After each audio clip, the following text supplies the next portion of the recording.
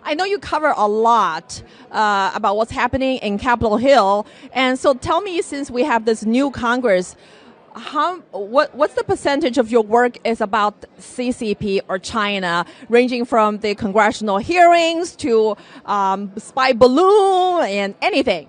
It's so interesting that you ask that, because when you take it into the context and you look at where all these issues and problems are coming from, it's the CCP. So all of my work revolves around COVID stories, the government, the Congress, and what's been happening. And recently we just saw with the hearings on Capitol Hill, they're very, very concerned. Now, what I do a lot of different times is I ask everyday Americans, what do they think, right? What do they think? Most of the people on the street seem to have a very, very disconnected view of China. They don't seem to think that China is a very big threat. They think they make a lot of things, and they provide our country with a lot of things. But I would say the average American is waking up to the fact that the CCP and Xi Jinping in general are nefarious in nature.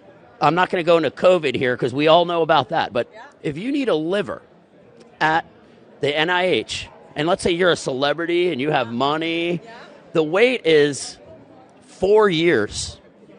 If you need a liver in China and you have the money, perfect match.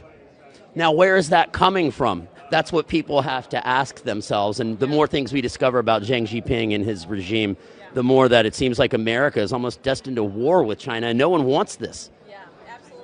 And you're raising a very important question. Why America is doing business with such a regime that, commits the human rights atrocity, like killing people for their organs. And another thing, you talk about the people in the street, they probably don't have much understanding about why the CCP is a big threat. I would like to blame America's mainstream media, because pretty much the CCP own them. The CCP has spending tens of millions of dollars influencing and buying America's mainstream media, and we didn't have the real America voice years ago. Now we have it, and we all know the reasons why, right?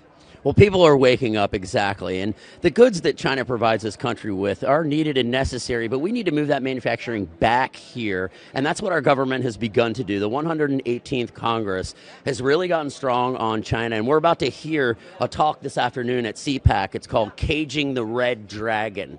And what this is basically how to control China, keep them in a box, but also look at the people of China. It worries me so much. I want these people to be free. Yes.